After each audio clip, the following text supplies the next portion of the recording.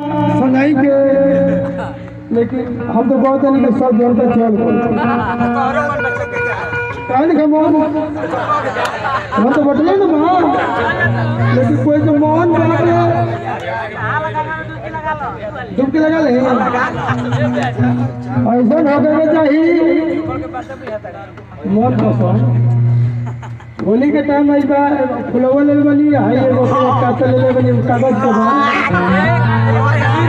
जगह के देखे तो मुझे करे के दिखाई दूसर कोई देखी तो फिर घबरा जाए मोहन का बना की मुफ्त दान होने के लगे बा कल ले मोहन का बना था हमनी के